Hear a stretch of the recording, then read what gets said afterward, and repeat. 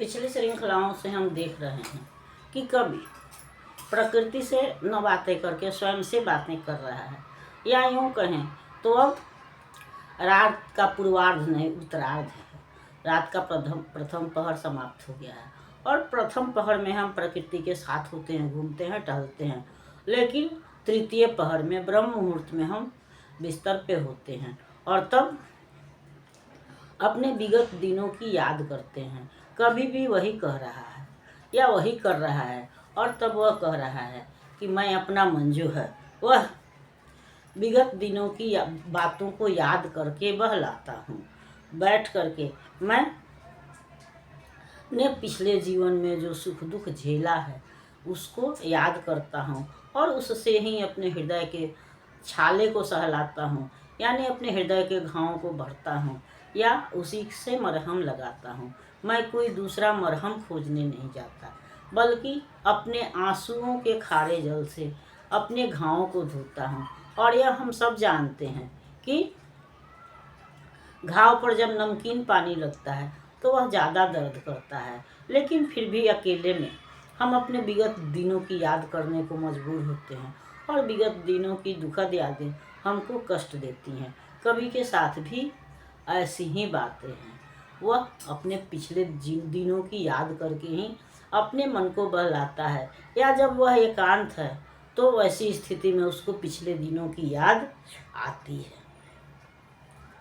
लेकिन और पीड़ा को सहते सहते कभी आह भी निकल जाती है, फिर भी वह दुखी नहीं होता है, लज्जित नहीं होता है, क्योंकि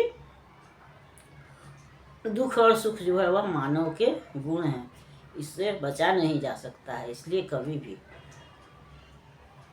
इस बात से लज्जित नहीं होता है कि वह देवताओं के बीच में दुर्बल कहलाता है, मानव कहलाता है। इस तरह से वह अपनी पिछली सुधियों के सहारे, पिछले यादों के सहारे अपना मन बहलाता है और कहता है, ऐसे मैं मन बहलाता हूँ, सोचा करता बैठ अकेले, गत जीवन के सुख दुख झेले, दंशनकारी सुधियों से मैं उड़ के छाले सहलाता हूँ, ऐसे मैं मन बहलाता हूँ।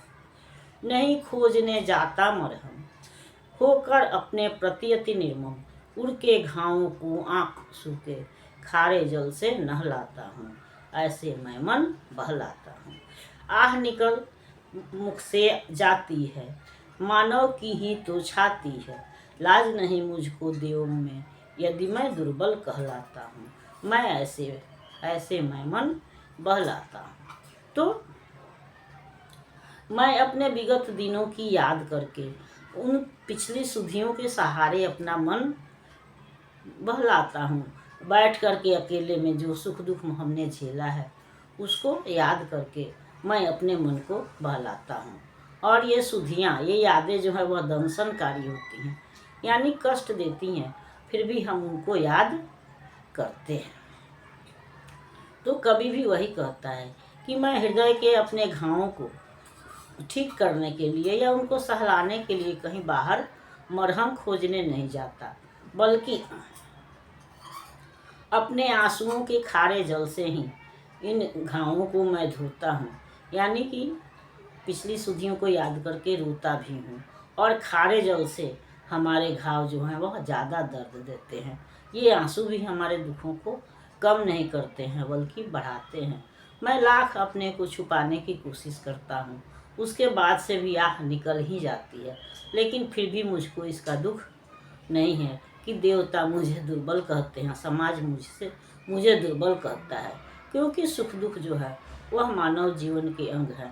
अगर मैं दुखी भी हूँ तो इसमें शर्मिंदा होने की बात नहीं है, क्योंकि दुख सुख जो है वह सभी के जीवन में आते हैं, मैं उससे अलग नहीं हूँ।